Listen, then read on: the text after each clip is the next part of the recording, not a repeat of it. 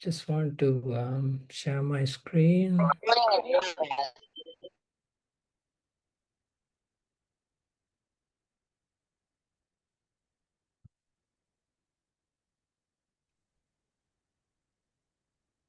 Good evening, everybody. Good evening. Good evening. I just want to share my screen. Okay, right. Yeah. Okay, right. We can see you. Right. Today is the first day of our loan case discussion webinar series. Therefore, that in future we are going to discuss few loan cases that are related to final MBBS exam. First of all, I would like to invite our surgical department head, Dr. Gamini Abesinghe, to address our undergraduate students. After that, I would like to introduce our speaker.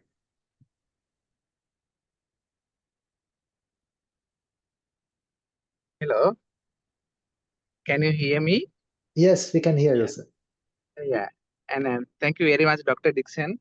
And actually, I'm really grateful to Dr. Dixon and our demonstrator, Dr. Kalhara, regarding starting this marvelous event. And actually, as a starting faculty, and we had a very few resources for teaching purposes, especially in surgery department. In that case, Dr. Dixon and initiate this distant type of teaching program. And I think our students will be very much benefited. They will get the maximum benefit out of that. And in the meantime, and I must be very much thankful to Dr. Aruna for accepting this long distance teaching program, and he's the one who's going to start this program. I'm really thankful to Dr. Aruna. He's a senior lecturer and the consultant vascular surgeon at Ragama faculty. And thank you very much for everybody for helping us. And in the meantime, thank you very much for participating, our students. And I think you will take the maximum benefit out of this event. And I'll hand over the rest of the things to continue. Dr. Dixon, over to you, Dr. Dixon. Thank you, sir. I would like to introduce Dr. Aruna Weerasooriya. He graduated from Colombo University and got his MD postgraduate degree from Colombo University.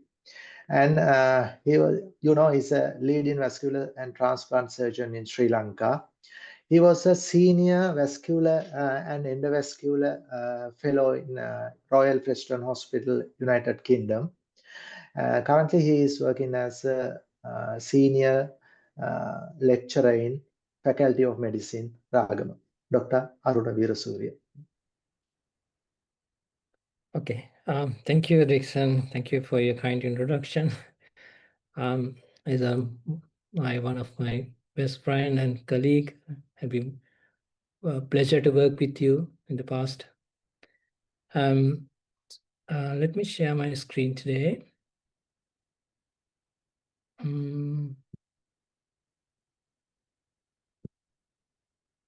I hope my screen can be seen. Can everybody see my screen? Yes, Aruna, we can see. Yeah. Right. I just try to put it in the PowerPoint mode.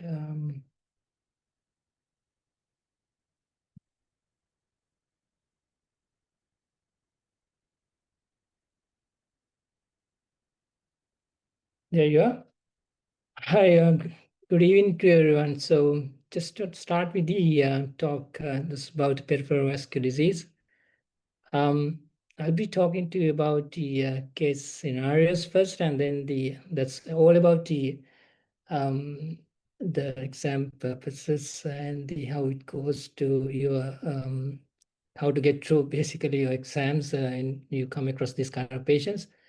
And then as time goes on, so I'll be actually talking to you about the presentations of each of the diseases, and then how to manage, basically.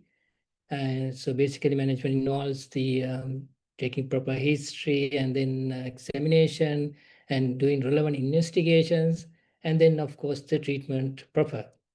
So I'll be going to details about this as time goes on, but if you have any queries or anything that you come across, you can interrupt me in the middle if you want, or you can even ask at the end, no problem. So don't hesitate to ask any questions if you don't understand any of the things.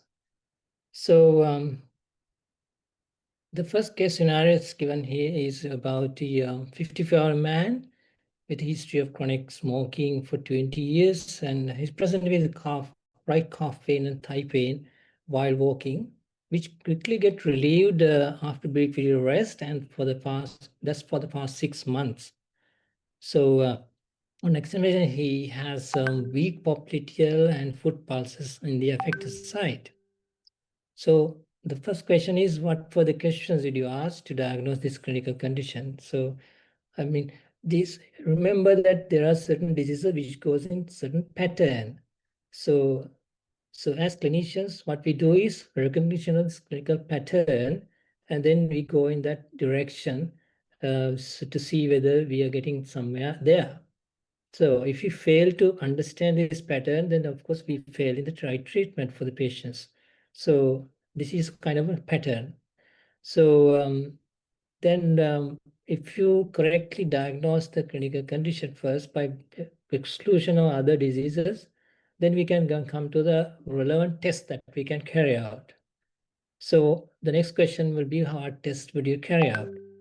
And the last question is, how do you manage the above conditions? So these kind of things will be coming to exam in terms of the long cases, maybe even in short cases, perhaps in very, very subtle manner, but sometimes it might come in your essay questions. So it's maybe structured essay questions, so you may be asked these kind of things. So second question is, a scenario is about 55 same age, present with a painful blackish discoloration of the right third toe for 2 weeks.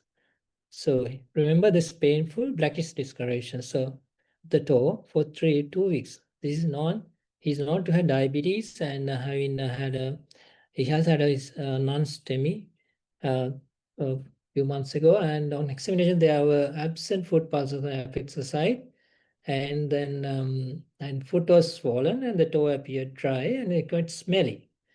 So question number one is, what is the clinical diagnosis? So again, this is very well seen in sort of a structured essay question. So you'll be asking this kind of question.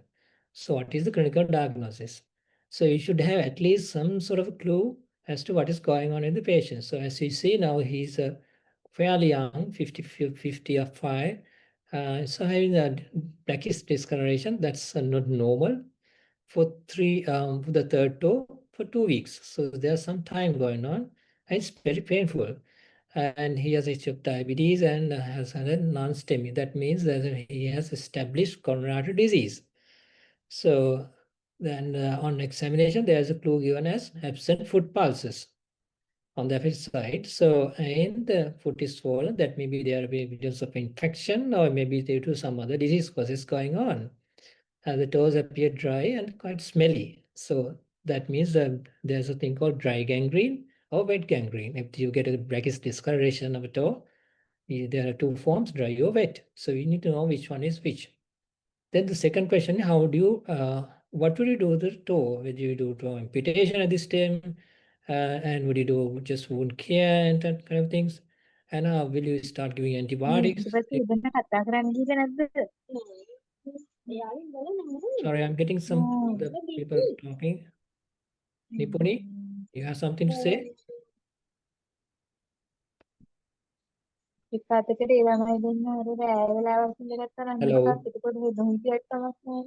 Hello, Nipuni, if you don't have any question to ask, can you mute yourself, please?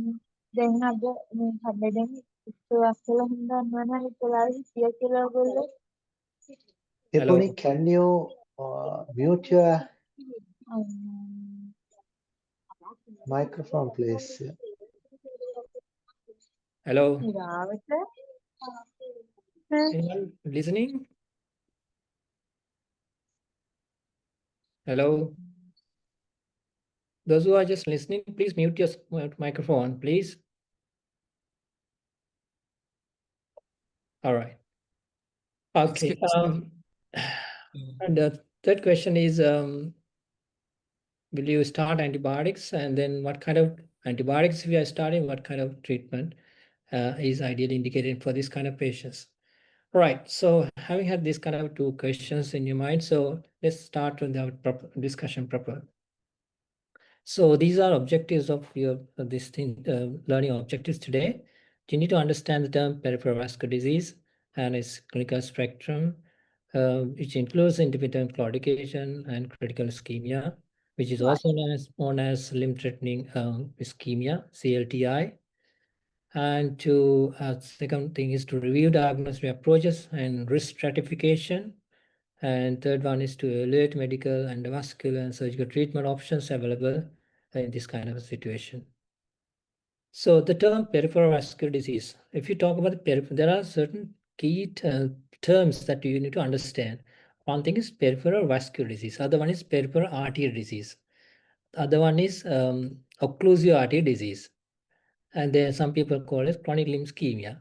They are all interrelated. They are not the same, however. So when you talk about peripheral vascular disease, it includes all the vessels, including arteries and veins, other than the coronary and brain arteries. So that is peripheral vessels, arteries and veins, and maybe including the lymphatics also. So the peripheral vascular is very vague term to use. Then the second thing is peripheral arterial disease, which is also known as PAD. So that includes only the arteries, but again, it incorporates the all the peripheral arteries other than the coronary and vein arteries. So that is something to do with the disease processes involving the arteries other than the coronary and brain arteries. So that is peripheral arterial disease. Then they can have something called occlusive artery disease. If you talk about occlusive artery disease, it is arterial diseases affecting all of your body. So that is, I feel that's mostly the right term to use, because the occlusive artery disease, peripheral artery disease is one of the, the occlusive artery disease is the umbrella term. Umbrella, under the umbrella, there can be so many terms which you use. So umbrella term is the biggest term is the occlusive artery disease. Under that, we have the peripheral artery disease. Which comes other than the coronary and brain arteries, because this is the same disease process which involves all of in your body. So that is nothing other than atherosclerosis. That's the biggest culprit for this process. So atherosclerosis involves all of your body, including the brain arteries and coronary arteries. So that is why the same disease will be manifested in different locations. If you talk about the mesenteric artery disease, it's the same cholesterol plaques and having the deposited in the mesenteric arteries. So that's mesenteric artery disease. If it is a lower limb, we call it peripheral artery disease of the lower limbs. So likewise, it's a different presentations, but the same disease process. I hope that's clear. So when I generally attribute this peripheral artery disease to three terms. That may be a very stable disease, which incorporates the intermittent claudication and the critical ischemia. So those are the two varieties of the stable disease. The other disease is the acute limb ischemia. So peripheral artery disease has three clinical spectrums. So two stable diseases and one acute problem, that is acute limb ischemia. So but my stress here today to introduce and teach you is about the peripheral artery disease, which is when we chronic. Because acute limb ischemia presentation and this thing is quite different, and because of the etiology and its management. Because that needs a separate talk, it takes another 1 hour. It's not easy to cover in this kind of a presentation. So I will be focusing about the peripheral artery disease, which is chronic. That is what you get in most of the exam. Right. Okay. If we talk about the epidemiology-wise, this is a very common disease, which is called disease of old age. If I talk about the growing populations. Now we have population for 7 billion in the world. So out of which you get 0.2 billion of this population is having peripheral artery disease. So it's very common. So it may be, you may remember your father, mother may be having this kind of problem, or maybe even a grandparents. So prevalence-wise is about 3 to 12% of the general population. These are standard figures. And in patients those who are older than 65, there's about 20% prevalence. So that's very common. As you see, the growing age is the biggest culprit. And diabetes is another one. So the diabetes, and so it's growing, and it's there about 30% prevalence amongst diabetes. As you see here, so it's actually with the advancing age, it's actually growing in number. So here again, with the age, as you see, the male and female gender variation also there until up to the menopause. So the ladies, so there's a protection against the development of atherosclerotic plaques. This because of the estrogen level. But after the menopause, they are actually getting worse, and even when they fall to about 70 and older, so they are actually getting more advanced disease than the male counterparts. As you see here in these graphs, you see the females are having worse disease than the male counterparts when they are older than 70, right?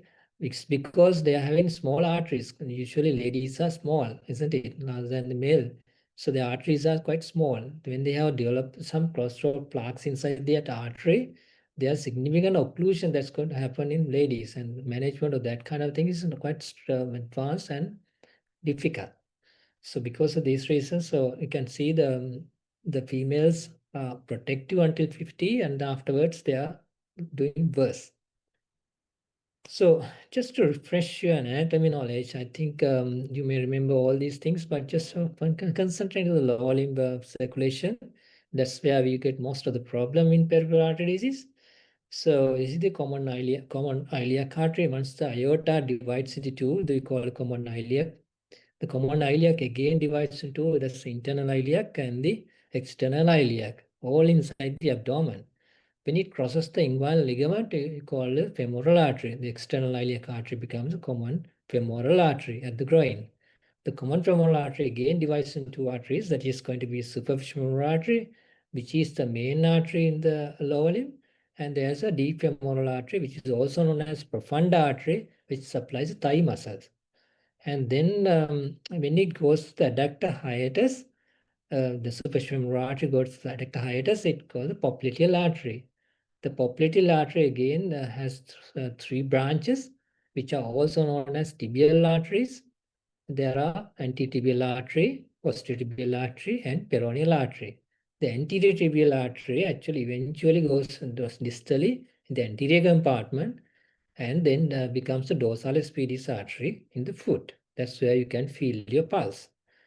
And then the posterior tibial artery, which is also the continuation of the popliteal artery, becomes the posterior tibial artery, which you can feel just behind the median malleolus. That's where you should feel pulse again. So two pulses, dorsalis pedis and posterior tibial pulse, you should feel in these two locations. I have seen some of the medical students checking pulses on the lateral side, just behind the lateral malleolus. So if you do that, then we feel that you are never examining the patient. So don't ever do that in your exam. So you're going to fail in big times. So you should know where your anatomy is.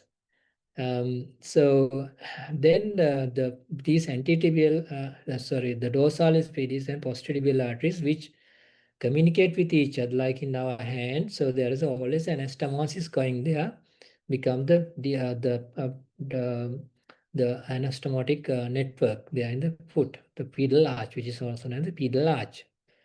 So remember that now those who are having diabetes and renal impairment having disease mostly affecting the tibial vessels, below knee arteries.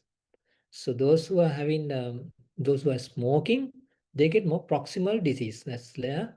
The iliac artery and the external iliac, and then the superficial artery in the thigh, they get cholesterol plaques develop, and that's where the disease presentation happens.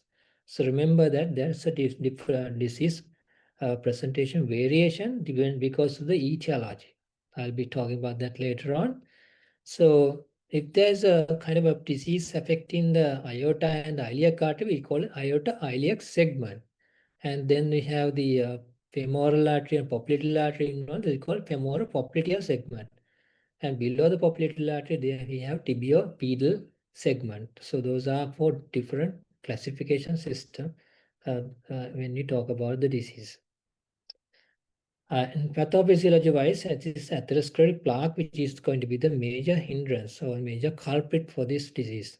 So you see, once you develop atherosclerotic plaque, so you see now the plaque actually built up subintimally. You see normal anatomy of the cross-section anatomy of the artery. The arteries are resistive vessels. So what you call peripheral arteries are resistive vessels. They are conductive vessels, whereas veins are capacitance vessels. They can accommodate large amount of blood, whereas the arteries are designed to have high pressure and conduce the blood inside from the left ventricle to the rest of the body. So the arteries have thick muscle layer, and then the adventitia is the outermost layer, the innermost layer is the intima. So these 3 structures are there in your blood vessels, but in arteries, the tunica media, which is also the muscle layer, is thick. And the outermost layer is the adventitia, which is most tough, and it doesn't allow it to get expanded. So it is strong. But then what happens is there's a atherosclerotic plaque develops. Plaques develop subintimally, just inside the intima, the plaques develop. You know the process of atherosclerosis. You might have heard and learned in your pathology how the plaque develop.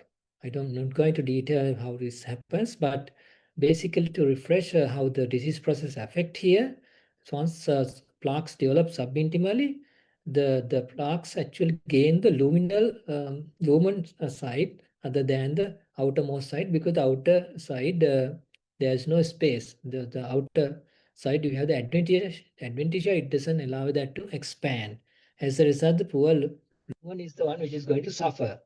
So leading to the compromise of the arterial circulation. So there are a few things can happen to the plaques. Plaques can build, and it actually can gradually narrow the lumen. So until up to about 70% the lumen is compromised, you don't develop any symptom. That you need to understand. So until about 70% lumen is gone, there's no clinical significance that's going to happen. Once the 70% target, the lumen compromise is reached, you get the ischemic symptoms develop during exertion. So that's why if you have coronary arteries, if there's 70% compromise, you get stable angina. And then in the leg arteries, you get claudic, which is called the claudication. It looks like you haven't set up iMessage yet. Sorry, the Siri is active. The lower limb, which is called as intermittent claudication. If it is very advanced atherosclerotic plaques, actually it can actually compromise the whole lumen and totally occlude the lumen. So then obviously we get a severe pain and everything coming even at rest, which is also known as rest pain, and the critical, which is also known as limb-threatening ischemia, which I will explain to you later on.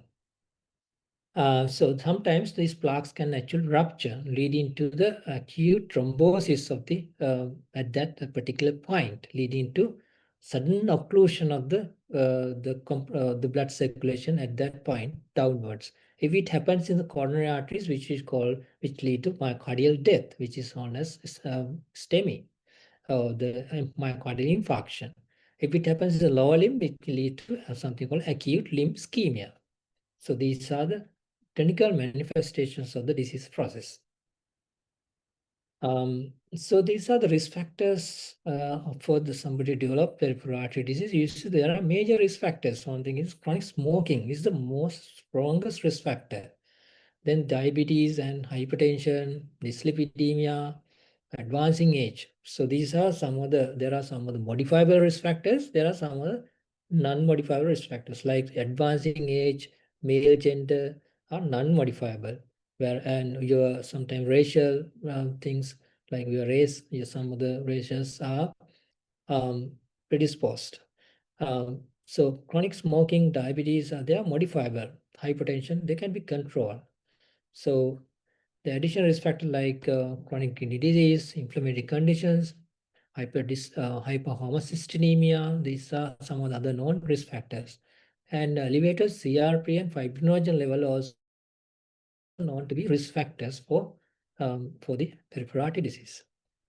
You see this depicted in graphs here. So you see the cardiovascular risk is high in sort of a history of cardiovascular disease as a risk factor, and smoking is the strongest risk factor here, as you see the bar chart here. And when people grow old, the disease is going to be advanced. So the key clinical presentations like vast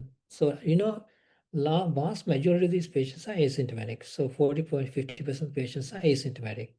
So the rest of the people will get symptoms. One symptom will be intermittent claudication, which is a classic symptom in about 1/3 of the population. And then some people develop chronic limb-threatening ischemia, and people develop acute limb ischemia. So these are the clinical spectrum of presentations.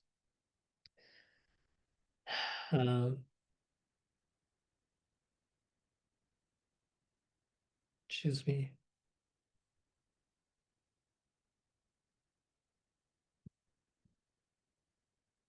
All right. So chronic limb ischemia actually is defined in terms of the limb or the reduction limb perfusion for more than 2 weeks. It has to be more than 2 weeks. If it's less than 2 weeks, it's known as acute limb ischemia. There's sudden decline in the blood circulation in the artery and supply in the leg for less than 2 weeks. Duration is acute limb ischemia. If it is beyond 2 weeks, it's chronic limb ischemia. This is according to TAS Atlantic International Consensus. This is a TAS classification in 2007. So these are all according to the World Classification System.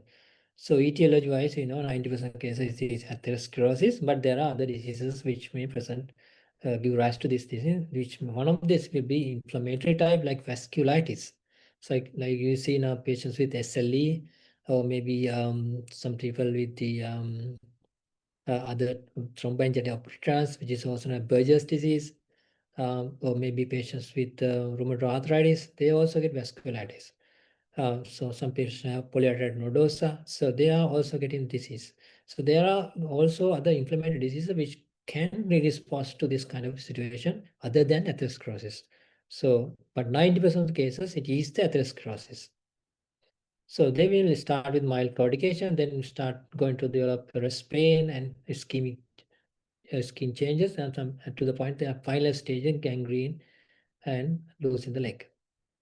So there are sometimes atypical presentations which may not give rise to any of these symptoms, but you need to have high index of suspicion for you to say that this is the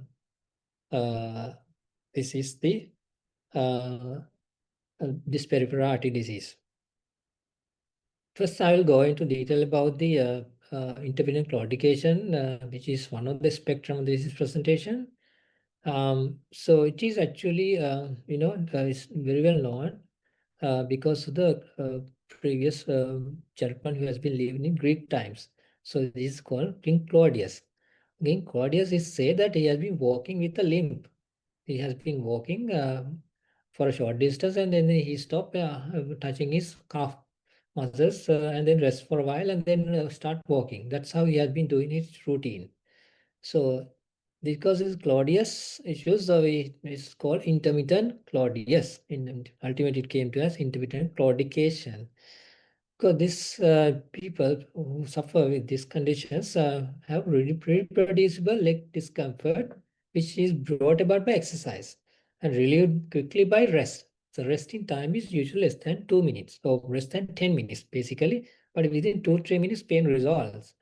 And then after a while, we can go up the same distance and then get the pain. So this is the pain which is particularly in a muscle groove brought about by exercise, relieved quickly by rest, and it's reproducible and predictive at a certain distance. We should have all these terms amalgamated or described in the same patient to say that it is intermittent claudication. So there are certain other diseases which can mimic this thing. That's why I'm telling you, we need to identify all these things in the same patient to diagnose intermittent claudication. And so this is the classic presentation. So they have um, maybe the calf or leg pain wherever the muscles have ischemia. So get pain and then they rest. They don't have to sit anywhere. They just stand still and then they get a relief of their pain completely and then they start again. So then after a while their pain goes down and then they start doing the same routine perk. And then so this comes back in the same fashion. So that is why it's called intermittent claudication. So depending on the level where you have the arterial occlusion or stenosis, you can have disease presentation beyond the level of the stenosis. So this always beyond. So say now if they have aorta and the iliac artery involved, so some people will have buttock pain and the thigh pain or the leg pain. So that you need to understand. So if your patient is complaining of buttock pain, you should be checking the femoral pulse and see whether the femoral pulse is present on compared to the other side. Of course, if the patient having bilateral buttock pain, so that's a different scenario. So then there won't be any femoral pulse. So if the buttock pain and the thigh pain is there in the same patient, then there won't be pulses felt on that side in the femoral pulse side. So then there's no point of talking about the popliteal pulse if the femoral pulse is not palpable. So then likewise the femoral with the patient complaining of calf pain while walking, then the popliteal pulse should be absent. Otherwise, you get things are counter in the sort of interpretation. So if the patient have sort of a sort of popliteal and above occlusion, so then the popliteal artery will be no pulse, having no pulse, but the calf muscles are painful on exertion. So likewise, the foot pulse should also be absent. I hope that's clear. There's a thing called Lerich syndrome for your educational purposes. You should know what is Lerich syndrome. It's actually those who are having bilateral internal iliac artery occlusion. So you have get this problem because the internal iliac artery is the one which supplies the penis, the penile artery. It has to be bilaterally occluded. So in bilateral occlusion, like if there are iliac problem, so in bilateral you can get bilateral buttock claudication and impotence as a clinical presentation. So this is Lerich syndrome. So the other diseases which can mimic are the neurogenic claudication, which is also known as nerve root compression. So there are two conditions which can present with neurogenic claudication. One thing is maybe individual nerve root compression or maybe spinal canal stenosis. So see now those who are having the disc prolapse, there's a disc within the disc, the intervertebral disc, there's a nucleus pulposus, which can protrude backwards when you bend forward. And those who are having problems, that point can go and impinge the spinal cord in above the L1 or the level, so you can get the spinal cord compression there. If the nucleus pulposus go and impinge on the spinal cord. Below L1, you get the cord equina. So you can actually impinge if there's a central disc prolapse, so it can impinge the spinal cord or the cord equina. But if it goes laterally, it can go and irritate the individual nerve roots. So that can manifest as a sciatica kind of a thing. So that is the nerve root compression. So this is sciatic nerve is involved, so it's called sciatica. Likewise, you can get any of the nerves getting irritated. So discal herniated disc. The spinal canal stenosis is a different entity where you can have sometimes spinal canal getting narrowed due to spinal listhesis. The spinal, the vertebra can slip forward one or the other, then leading to the topical low focal stenosis at that particular point. So they will have also the back pain and also leg pain while walking. So these are some of the diseases which will mimic intermittent claudication. But mind you, these patients will also have other neurogenic symptoms like this kind of patients, if you carefully ask, they will also have paresthesia and numbness their legs. Sometimes we have muscle fasciculations. Sometimes they will complain of back pain, which may radiate down the lower limbs. So need to ask all these questions in the patients and see whether this is this or other one. Then the other entity is a musculoskeletal pain, like those who are growing old, they will have all degenerative type of pain. Then some people who are young patients, so maybe relatively 40s, 50, they will have inflammatory type of pain. So different kind of pain, there's a different type of presentation during the daytime. So if it's inflammatory pain, which is worse in the morning, and it gets relieved with the rise of sun. But the other way happens in the degenerative type pain. So it is getting worse towards the evening. That's one of the presentation. Other thing is, so it may be always attributed to certain joints, muscles, and bones and ligaments. So that is always there, particularly in sort of a joint or ligament. So there are with local tenderness in the joint. There may be swelling in the joint. So that may be either inflammatory or degenerative. So this need to ask carefully, and also during examination, check all these things. The other entity is the venous claudication. So venous claudication happens if there is a deep venous occlusion due to previous DVT. We can get deep veins are getting obliterated or blocked. In that sense, the venous drainage happen mostly in the superficial veins. Then because then they will have secondary development of varicose veins and all. So deep veins are blocked because the deep veins are the ones which carry bulk of your venous drainage in your body. So when the deep veins are blocked, so you can get symptoms due to venous pooling. So if somebody stands, then try to walk, they get bursting type of pain. And then when they keep the leg up, so the pain relieves. So that is the presentation in a venous claudication. So they also, mind you, these three varieties, they also complain of pain while walking. But the different pain and presentation, you need to ask further questions to rule out one or the other. Like for example, if their patient has neurogenic claudication, they will have palpable foot pulses. So that's actually contradict your clinical finding to say it is intermittent claudication in that situation. Okay. So these are the classification systems we have. There are two classification systems. One thing is Fontaine classification, other one is a Rutherford classification. Rutherford classification is also a little complex and advanced sort of a classification, but for your medical student purposes of Fontaine classification, if you can remember this is enough. There are 4 stages. So stage 1 is basically asymptomatic. Stage 2 is divided into 2 categories, which is a claudicant category. 2A is mild claudication, which is usually attributed if the claudication distance is more than 200 meters. If the claudication distance is less than 200, which is called a moderate to severe claudication. And stage 3 and 4 are actually a critical ischemia, which is also known as stage 3 is ischemic rest pain, and stage 4 is development of ulceration or gangrene. So these 3 and 4 are critical ischemia, 2 is intermittent claudication, 1 is asymptomatic. I hope that's clear. So history taking is the most important part for you to diagnose this intermittent claudication. The history, you can't compare that with any other test. So for your diagnosis, basically based on the history and examination. There is no need of doing any investigation at all for you to diagnose intermittent claudication. That you need to understand. So there's no further test required. So if you can ask about the age and gender, of course, you ask all these things in your history.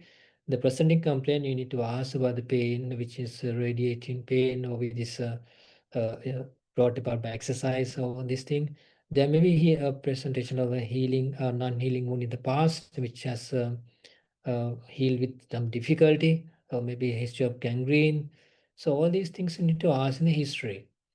And we have to go about more detail about the presenting complaint. And as you see, And then some people will have family histories. More importantly, social history asks about the smoking habits. And then see whether sometimes even if the patient doesn't smoke, some maybe chewing beetles, or maybe if you ask cigarette smoking, they will say they don't smoke cigarettes.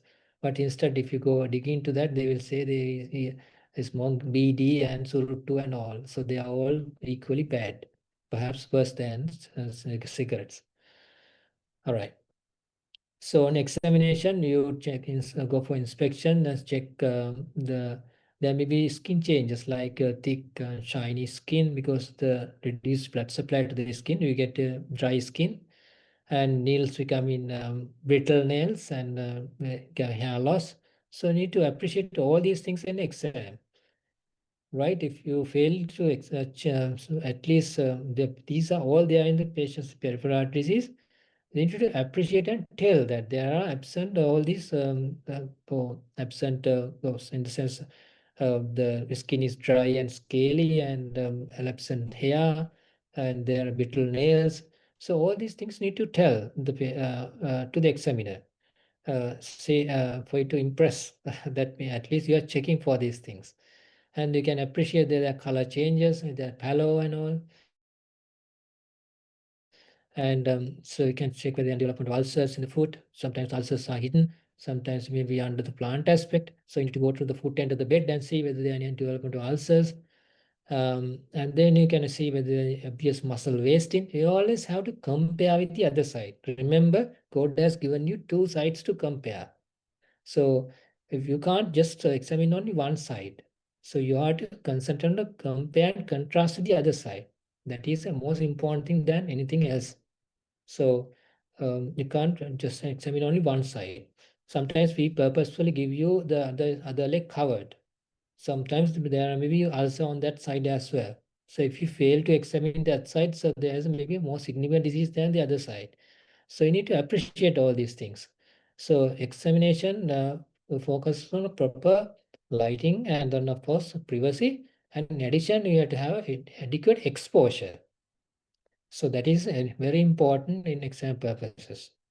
Then, if of course, you can go for palpation and check the temperature on both sides and compare and contrast and see whether it's cool and whether you can basically feel pulses. So, examination pulses are highly important. It's a skill that you need to acquire. So, if you fail to demonstrate how to check the dorsalis pedis pulse and the posterior pulse, we feel that you are not even examining a patient in the past. So there's a high failure rate. If you, I said last time, so there are people who come and check pulses on the lateral side just behind the lateral malleolus. So there's no way you can feel pulse on that side. So so there are sometimes these patients will have accompanying aneurysms in the aorta. So they sometimes there may be popliteal artery aneurysms. So the same patient, we have one side we have stenotic disease, other side we have ballooning of the arteries. So it's the same disease process. So you have to check for exclude any aneurysms.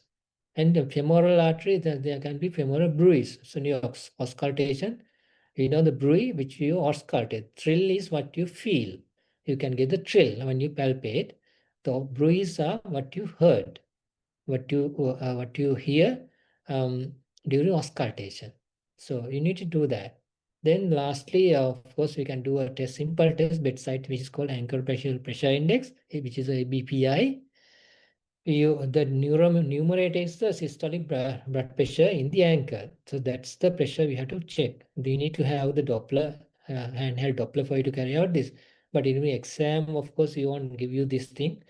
But for your practice, when you want to become a doctor and one day when you want to diagnose this, you need to do this test. So systolic blood pressure in the ankle and the systolic pressure in the brachial artery. That is the new denominator. So this ratio is normally 1. So it's equal in you and I. It should be. But if it is low, it's obviously abnormal. I will show you that later on. Then lastly, you can do the Burgess test, which is a bedside test that you can carry out. So Burgess test, what you exactly do is very easily done. You can raise the foot end of the, you can raise the foot to about 45, and then ask the patient to keep the leg to 90 degrees suddenly, and see whether there any flushing that's going to happen when you keep the leg down. So that is the Burgess test. And in severe peripheral artery, even if you elevate the leg to 20 degrees, there will be pallor coming. So that is the severe peripheral artery disease. So the Burgess test that you should be able to elicit in your exam. So the ABPI, I'm showing you again, this is the gold standard in screening tool. And so the peripheral artery disease, excuse me, the normal value is 1 to 1.4. If the peripheral artery disease established, is less than 0.9. If it is severe disease, which is peripheral artery, which is also known as chronic limb-threatening ischemia, which is 0.4 and less than 0.4.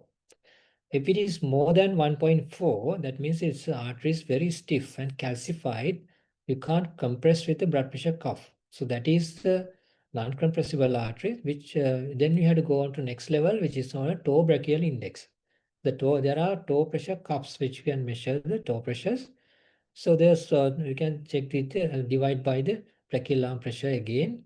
So that you get the toe brachial index. So normally the toe brachial index is more than 0.7. If it's less than that, it's abnormal. So this is what exactly you would do. So you see, and now we put a blood pressure cuff in the ankle and check the breast pressure that you get, and then the arm pressure at the same time in the same position, and then you check get the values. So how do you manage this the claudicants? Or basically it's a best medical therapy. That is all what you do. There's no surgical treatment required to rectify this circulation. So because these patients, if you follow up about 100 patients of this kind of disease, the intermittent claudicants, the 99% of the patients at the end of 1 year of follow-up will be having no problem in their legs. They will have, they'll be walking with their legs, but with some pain. But only 1% of them will lose the leg due to the same disease process. So in that sense, there's no kind of a surgical indications for it to intervene because the risk is quite minimal. But on the other hand, there's substantial amount of people who die due to this disease because they will also have accompanying coronary artery disease and cerebrovascular artery disease.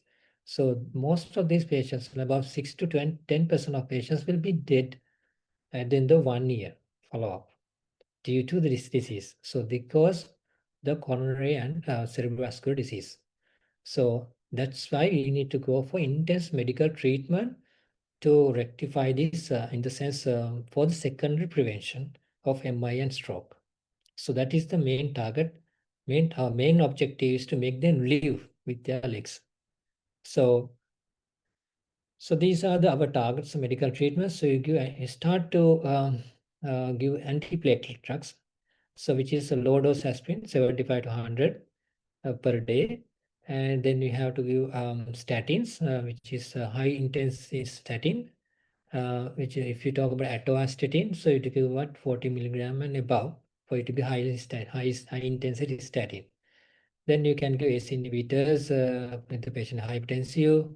There's a phosphodiesterase 3 inhibitor, which is also known as silastazole, which really actually giving some symptomatic benefit to these kind of patients who are having claudication. So just merely that will increase the claudication distance. So that is the those are the main medications that need to be on. But mind you, antiplatelets and statins are highly important for these patients, despite their low cholesterol levels. So even if their cholesterol is normal, you need to give the statins. So other than that, there are lifestyle modifications you need to do. You have to do smoking cessation. If the patient is smoking, you have to ask strongly to stop smoking. Otherwise, there's no point of giving any medications to these patients. And so you can reduce the progression if you actually ask the patient to stop smoking.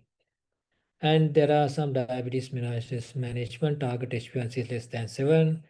And in addition, we had to give intense foot care treatment in the sense of foot wear and the protection of foot, and the regular screening for the foot ulcer development.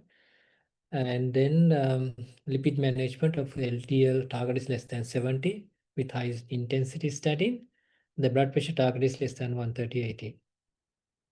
And we have to ask about supervised exercise program. So this patient need to be motivated to work on exercise. So what you should ask is, recommendation is that you have to ask the patient to walk at minimum of 30 to 45 minutes per day, minimum of 3 times per week. This is the usual recommendation. But for you to gain benefit of the walking exercise, so you need to continue to do that for at least 3 months. Before that, you don't get any symptomatic relief. Because what you actually aim is to, by asking this patient to walk, you actually aim to reduce your cholesterol, because exercise reduces the cholesterol level. And also you actually induce the germination of neovascularization. So actually, even if there's a blockage of arteries, you can induce neovascularization, and you can actually auto bypass the block segment. But that it takes about 3 months. So that's why you want to get a real benefit until about 3 months. So if you do it correctly, 70% of the patients will be benefited.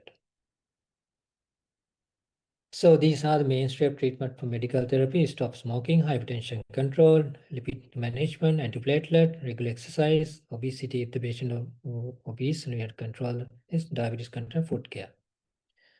So next variety is the critical ischemia, which is the advanced disease. There are two spectrums present. It can be rest pain, or it may be tissue loss in terms of ulceration or gangrene. So these are the spectrum of presentation, which is advanced disease. So this is in a patient occlusive heart disease, ABPI actually is less than 0.4. So clinical presentation is ischemic rest pain, which is or maybe non-healing wound. And there's a now newest classification is Wi-Fi classification, which I'm not going to in detail. In those who have diabetes, there's a Wi-Fi scoring system, which you can easily Google and find out what it is.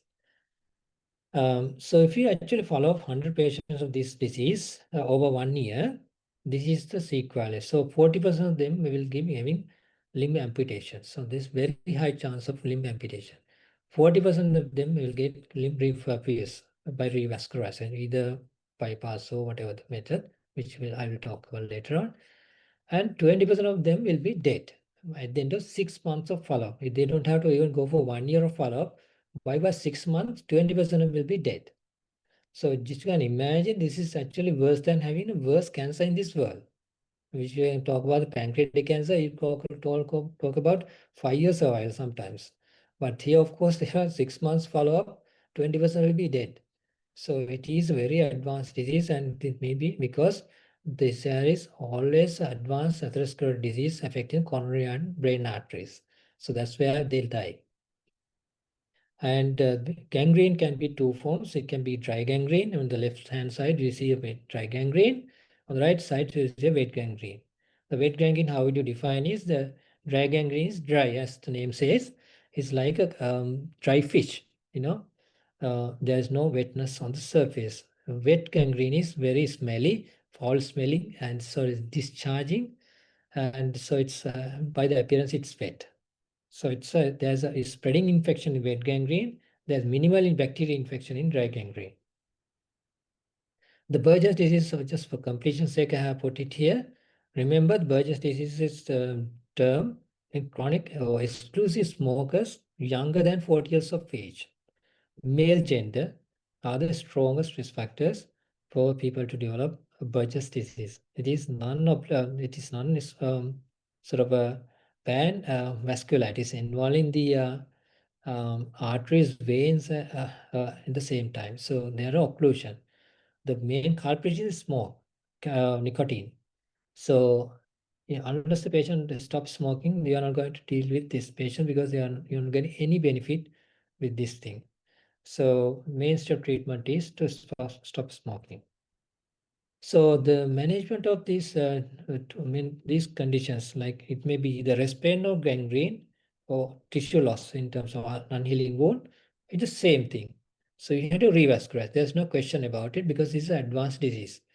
So most of the time, the rest pain is actually the term is used to denote that it's a patients who have intractable foot pain mainly the forefoot region, worse in the night, and it is relieved by hanging the leg down. You might appreciate some of these patients will be hanging the leg down for them to ease off the pain, and then they will need regular analgesics for them to relieve the pain. So in addition, their foot pulses are absent. So that for you to say rest pain, all these things should be there for you to say rest pain. So pain at rest is not rest pain.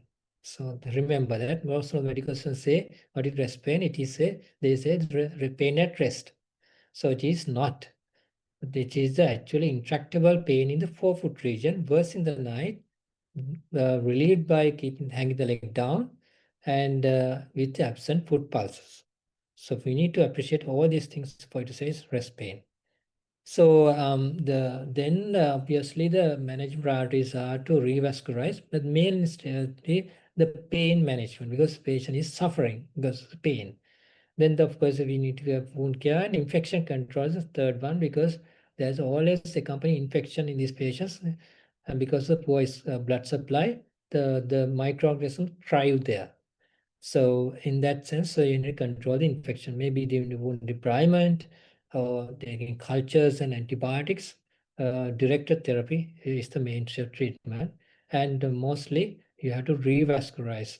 Revascularization is not possible. If you can't re-establish blood flow to that region, we have to go for amputation. So those are the main treatment modalities of this thing. Let's see how now this is the diagnostic algorithm. So if there's clinical suspicion, we do a BPI. If abnormal, we do imaging, and then stratify and treatment planning. So the revascularization, there are two modes of revascularization. One thing is the surgical bypass, other one is the angioplasty or stenting. So for you to go on this line, so you need to know the map of the arterial tree in your body. So then otherwise we don't know where it's having problem. So first thing is you can do a duplex scan, which is a bedside test that is easily done, but there is always an observer variation. So it depends on the operator. Then the first we can do for DSA, digital subtraction angiogram, which is the gold standard in diagnosing this thing. And then CT angiogram, MR angiograms are the additional optional things. And then next thing is you can see whether this patient, even if there are arterial problem which you can identify, next thing is you have to see whether this patient is fit for surgery and anesthesia. Because if we talk about the bypass, is one of the biggest operation. It takes 4 to 5 hours of operative time. Whereas angioplasty is a minor operation, but it is again challenging. So the first thing is see whether the patient is clinically fit. If the clinically patient fit, we go for the bypass arm. If the patient is not fit for major operations, then we go for minimally invasive technique called angioplasty. So you also check for the other tests like full blood count, blood sugar, lipid profile, liver function. So all these things are done to check for fitness of surgery and anesthesia. And do Doppler test. These are the Doppler signals which you can appreciate, triphasic, biphasic, monophasic. So there are different phasicities which I'm not going to detail. CT scans, if you do CT scan, which you can appreciate where the problem lies. So this is actually reconstructing means CT, what you get is spiral CTs, you get the cross sections. So but the computer analyzes and amalgamates all the pictures together to get a picture like this. So that's a computer reconstruction, what you get. This is a beautiful reconstruction which you can appreciate where the problem lies. So the aorta here, so on the left side, so you see a plaque there causing obstruction. So the MRI angiograms is another one which you can tell, but there's a gadolinium which is contrast. Those who have nephropathy, they will have problems. So there are nowadays we can introduce a probe into the artery, inside the artery, which is called intravascular ultrasound, which is done in rest of the world. We don't have it here in Sri Lanka. So the indications for revascularization are chronic limb-threatening ischemia, which is also as chronic limb ischemia in the past. So chronic critical limb ischemia. So this is chronic limb-threatening ischemia is the right term to use, because it says chronic limb-threatening, because if you don't revascularize, there's a 40% amputation risk, right? So that is because of the limb-threatening situation.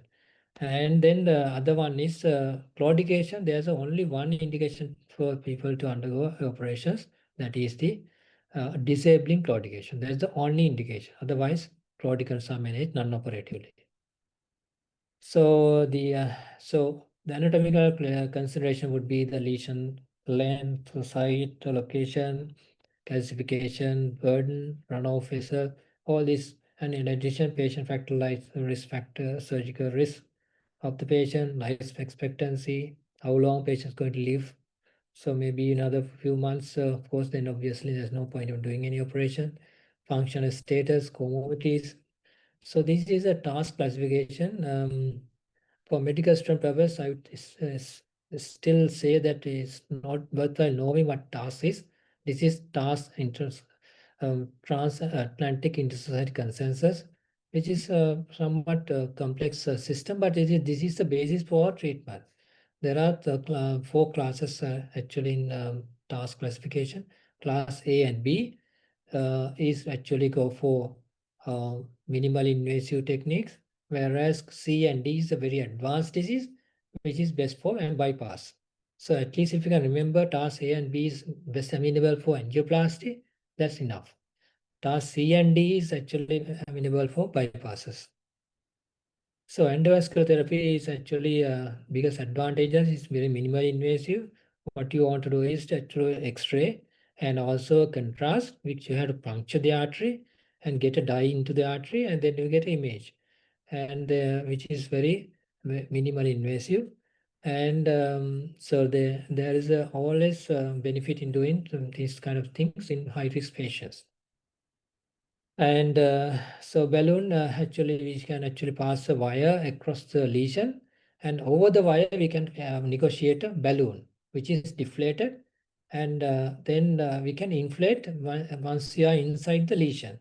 So we actually, if there is a plaque, which can actually you can thrust the plaque outwards, so that you get a lumen getting reopened now. So that is the basis behind angioplasty. Same thing is done for coronary arteries as well. But usually in peripheral arteries, what we do only peripheral angioplasty. But you can always combine with stenting. Stenting is always beneficial to prevent reocclusions. So when it comes to coronary arteries, the cardiologists are fond of putting stents to prevent the reocclusion, because if you have reocclusion, that's going to be deadly to the patients. So that's why they deploy a stent and come out mostly. So these are the nice pictures of balloon angioplasty of the, you see common iliac artery on the right side is patent, whereas the left iliac artery is not patent. So at the end of what you get is a patent, a common iliac artery and external iliac artery, which we have restored the circulation without a major operation. So there's nowadays we have something called atherectomy, which is again advanced technology device, because even if the artery is fully occluded, we can actually go out a new channel through the with this thing. So there's always a very turbulent device which will go out a new channel through the vessels, even if the artery is fully occluded. So there's a atherectomy device. And we have, so surgical revascularization is challenging, and it's very depending on the level and the site of the obstruction, we can do different bypasses.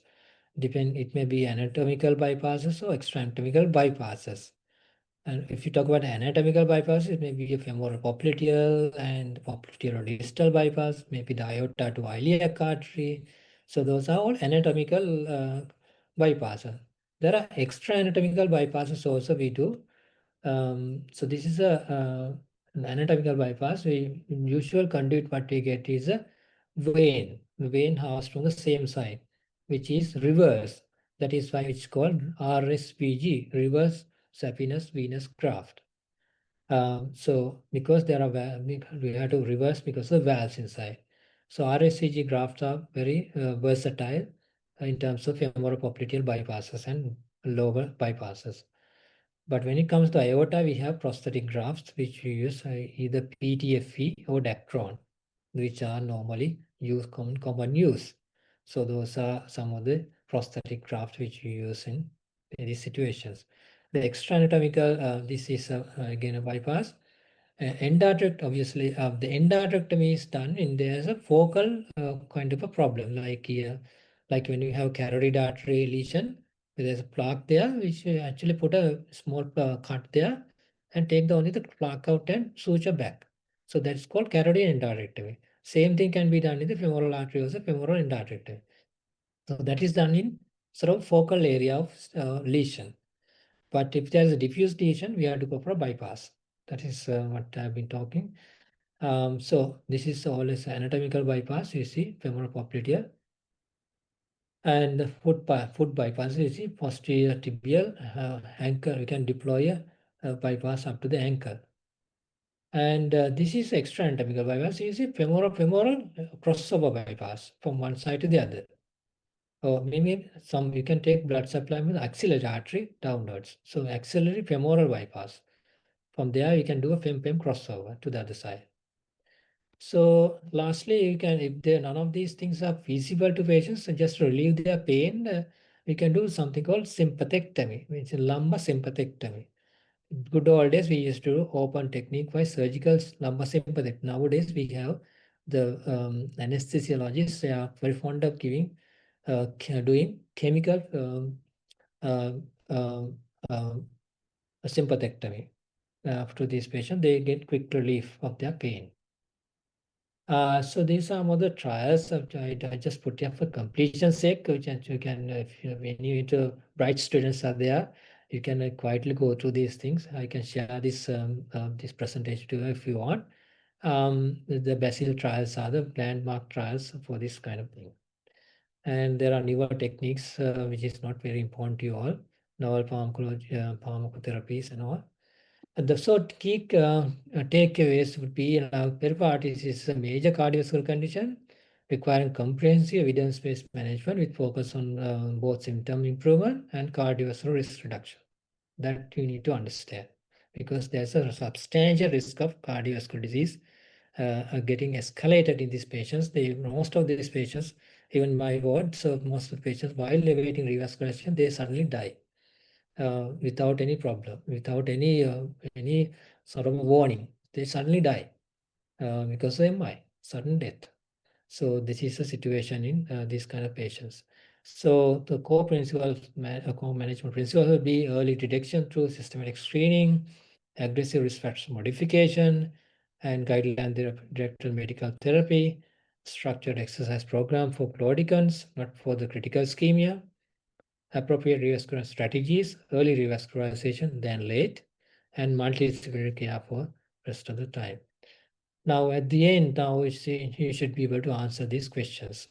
What is the clinical condition with this case scenario? Is this chronic limb-threatening ischemia? Is the answer. So mind you, if you fail to understand this critical condition, you're going to fail in your exam as well. So remember that. And what do you do for the toe amputation? So if there's dry gangrene, you don't do toe amputation. Just to no need to do that until you revascularize the foot. And will we start antibiotics? If it's dry gangrene, you don't need to giving antibiotics. If it is wet gangrene, yes. What kind of treatment is ideally indicated? If the patient is high risk, you go for minimal invasive thing. If the patient is stable and very acceptable disease without any previous history of heart attacks and strokes, and patient is able to withstand major operations, the best thing is go for bypass.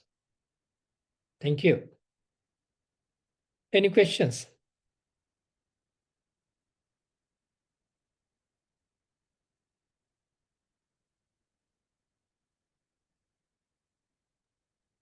Thank you very much, Aruna. That very comprehensive discussion about peripheral vascular disease. Actually, I also learned a lot by listening to your presentation. Any question you have? This is the Q&A section. Any question that you can ask directly from Dr. Aruna Weerasooriya?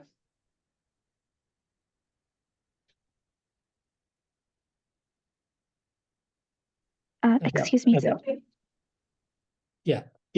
So is there a difference when we're treating long segment, like one single long segment versus one single short segment of atherosclerosis? Yes, that's right. So that's if there is a long segment disease, like if you can, I can go here. Let me go to the yes. So if there's a long segment disease like what you see here in the low category, so it's a very advanced disease, and then of course you have to go for a bypass.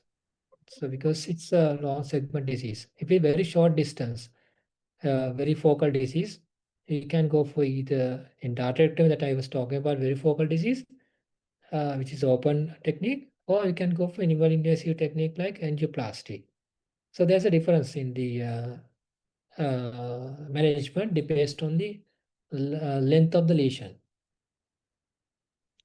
Thank you, sir. Yeah. Remember this task classification is, I mean, I don't want you to go through in detail, but just have some idea as to what we are dealing with.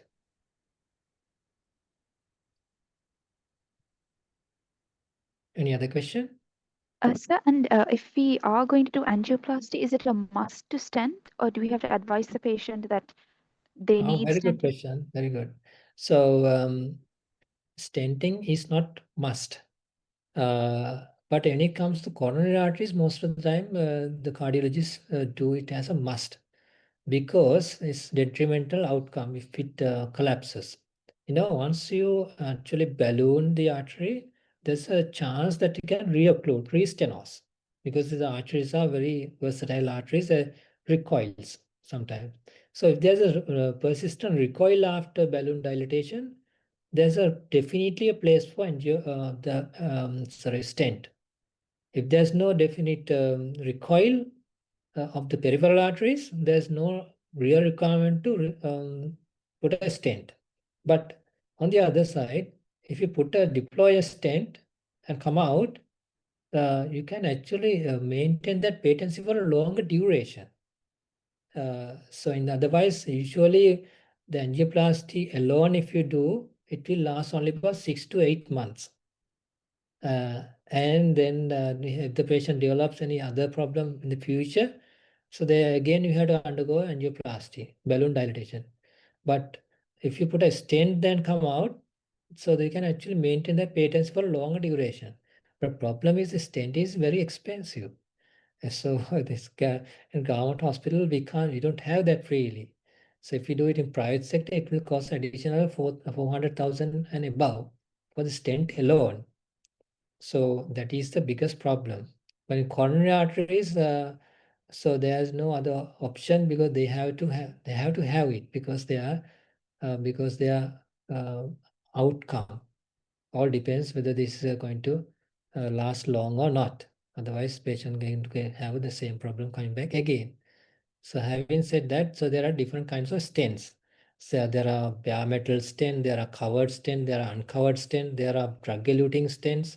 So they are in the market. There's a mafia going in that direction, and there are a lot of trials going on for the stents as well. The classic trial is Basil-3 trial. So if you can actually go through, interested students can go through that Basil-3 trials. There's no difference. The results conclusion was that there is no difference in the stent type versus the outcome. All right. Thank you, sir. Yes, sir. Aruna, there are two questions appearing in the screen. In tibial disease, should we go for bypass or angioplasty? Question number one. Yeah. What do you think? It all depends again. You can do either angioplasty or the bypass. depending on the degree of stenosis versus the length of the lesion.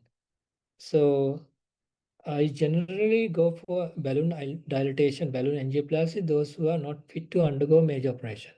If the patient is young and fit and a long length lesion, I generally go for a bypass, popliteal bypass. So it's always it's always depending on the patient's factors and the availability, obviously. So whether you do angioplasty or balloon, angioplasty and balloon versus the bypass, there's no difference in the outcome. So that is the Basil 1 trial that they have done. So there's no difference in outcome until up to about 2 years of follow-up with the people have made trials, getting two subgroups. Those who are having balloon angioplasty, they are followed up for 2 years. And those who are having bypass, they are followed up for 2 years. Ultimately, the amputation-free survival is the same until up to 2 years. But after 2 years of follow-up, the bypass arm had been doing very well, versus the angioplasty arm had deteriorated simply because there is obviously in that trial there's a problem with the selection bias, because those who are not fit to undergo major operation have put to the angioplasty arm. So obviously they have coronary artery disease and then they die early. So that's as simple as that. But as far as the time is concerned, up to 2 years, there's no difference in the disease-free survival. That's what we can remember. I hope that answered the question. Yes, Aruna. Then another question. For Fontaine class 2B and above, all need revascularization, or only if disability claudication we go for revascularization? That's right. That's right. Only if there's a disability, what is called disabling claudication, we go for revascularization. Otherwise, always best medical therapy. I showed you on the slides because the claudication, simply they have pain only. If you follow up these patients for 1 year, they will have just only claudication type pain. And 99% of the time, the legs will be normal without any problem. Only 1% of them will lose the leg. But if you operate or do open operation while balloon, there is a 5% risk of limb loss. So because of that, we don't embark on doing an operation unnecessarily.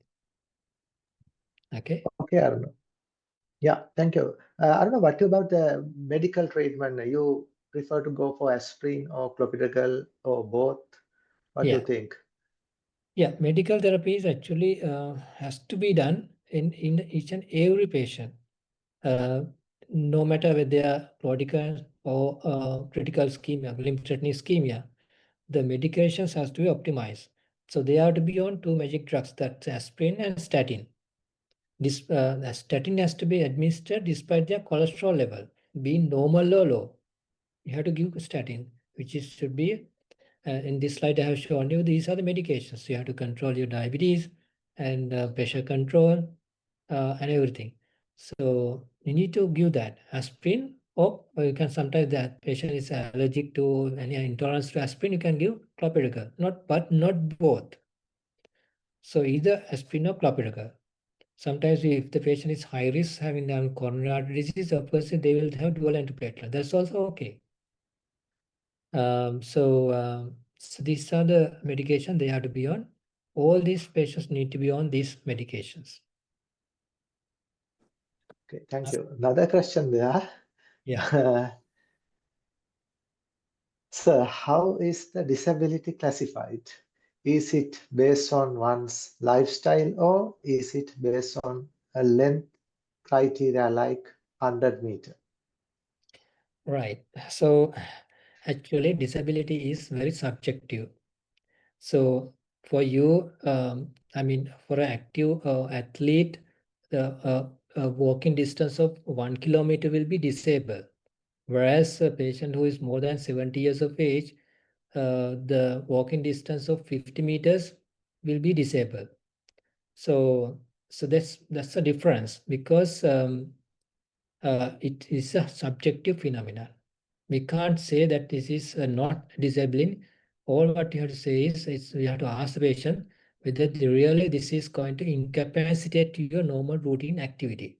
That is the question you need to ask. That means, suppose I will give a classic example. Say there is a breadwinner of the family who is a watcher or a security man who has to walk a fair distance for his work. So he has to walk, he has to work and walk throughout the night for his watcher activity. So then obviously if the patient is not able to go to that job because of the calf pain and thigh pain, so that is disabling. He is going to lose the job and he is going to suffer because if he's the sole breadwinner of the family, then he is going to lose the income.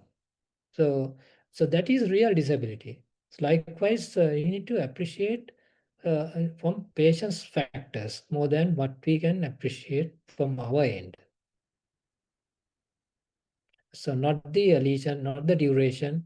It's always subjective. Okay, thank you. One more question. I think this will be the last one. So if calf pain is duplex or in thrombus in femoral artery, do we give enoxaparin only or any additional treatment also? Sorry, were you talking about the thrombus in the popliteal artery? Yeah, it's actually it's a different thing. Yeah. So that's actually I have covered that area, which is acute limb ischemia. Yeah. Which need another lecture. So acute limb ischemia management is quite different from what I am talking now. So thrombus management is there are a few management options for thrombus. One thing is the mechanical thrombectomy. That is the easiest thing to do, which you can cut open to the artery and get the thrombus out. Nowadays, we have the minimal invasive things called thrombolysis, which you can actually do as an intra-arterial thrombolysis. The classic example is coronary arteries. When you have thrombus inside the coronary arteries, the cardiologists actually go into the coronary artery and deploy a chemical, which is the alteplase, into the coronary artery, into the thrombus itself, and you can dissolve the clot, and you can actually sometimes you can suck out the clot. So these are the ways we have nowadays rather than doing an open operation. Obviously, we have to, the moment you diagnose there's a thrombus inside the artery, we have to give anticoagulation. The best anticoagulation to start with is the low moleculate heparin, not high moleculate, unfractionated heparin, which is a unfractionated heparin. So you have to give it as an infusion, bolus and infusion, followed by an infusion. So heparin infusion. The low moleculate heparin is not used in this situation because low moleculate heparin has a long duration of action. T half is more than 12 hours. So in that situation, if you want to reverse the action of heparin, you can't reverse it with protamine sulfate. So that because of this thing, we don't usually give enoxaparin to these patients. We give only heparin, which is unfractionated, which is easily reversible with protamine sulfate if you want to reverse it. Is that clear?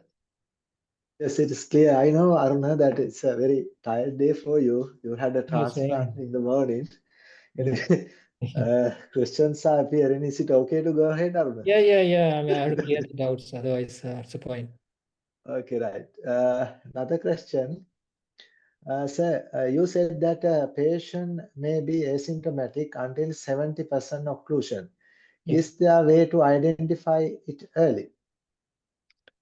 Yes, obviously. If you angiogram, certainly you can understand, you can diagnose that. You can do imaging. You have to do some sort of imaging. It may be a Doppler scan, duplex scan, or maybe a CT angiogram, or perhaps a DSA, digital subtraction angiogram. So usually these lesions will be incidentally detected. Most of the time, we do angiograms for something else, and then you diagnose there's a plaque inside your arteries. So those are incidentally detected lesions. But having said that, there are some incidental lesions can give rise to problems later on. I said that plaques, even though there are plaques inside the body, which will be clinical silent, even if there's less than 70% stenosis, the plaques can rupture all of a sudden. So there are something called vulnerable plaques in your body. How do you diagnose vulnerable plaques? One thing is there is a capsule of the plaque, which is thin thin capsule. There's a lipid-rich core, which if there's a high lipid content in the plaque, which is a high-risk plaque. There may be neovascularization inside the plaque. The neovascularization, the new vessel form inside the plaque. So these plaques can rupture and lead into intraplaque hemorrhage, so which is also known as IPH, intraplaque hemorrhage. These are high-risk plaques. So the IPH is there, it can suddenly burst these things. So these are the plaques which are silent but can manifest later on with the even if the less than 70% stenosis. So yes, for you to diagnose these things, you need to do certain imaging. But usually you don't do imaging unnecessarily because there is always added risk of doing an imaging. But you usually diagnose incidentally. If you do something, this time you test for something else, then you diagnose this. Okay. Okay, Aruna. Then there's another one. What about that medical treatment? I mean, vasodilators. Therefore, Yes. that Yes, one mentioned actually, here that talk about that. In this slide, you can see the phosphodiesterase 3 inhibitor, which is also known as Lasosol. There is a definite benefit in that. There are dual actions of phosphodiesterase 3 inhibitor. So it actually increases cyclic AMP level in the blood focally, and actually cyclic AMP causes vasodilatation. So it actually temporarily vasodilate the block stenotic area. And in addition, it has an antiplatelet effect, antiplatelet aggregating effect. So those are added advantages of giving vasodilators. So there are only two drugs, which is phosphodiesterase 3 inhibitor, Lasosol, and the other there's another drug I can't remember. So commonly what we practice is Lasosol. yeah. Then what about prostaglandins that somebody asked about? Are there Yes. any indication for prostaglandin? Not in peripheral artery disease unless the patient has acute limb ischemia. Prostaglandins are there in acute limb ischemia, sort of a thing which you can temporary vasodilation, do the vasodilatation. Sometimes we can use in chronic limb ischemia in desperate situations. We give prostaglandins, but not routine practice. But I'm yet to see any patient who has got limb saving because of prostaglandin in use. I had used in Australia this thing in rampant, but we didn't get any success at all by giving prostaglandins. In the sense, we can really temporarily buy the time by giving prostaglandin as an infusion to these patients. But it doesn't have limb salvage property. Okay. Okay. Thank you very much. I think that's enough for today. Then tomorrow we are going to do the next session, next discussion. It is about dysphagia. At the same time, again, I would like to thank Dr. Aruna about that his marvelous presentation regarding peripheral vascular disease. Then thank you very much. Good night. Good night. Thank you. Thank you, everyone. Okay, for your listening. Thank Bye. you, sir. Thank you. Thank you, sir. Good night, sir. Good night.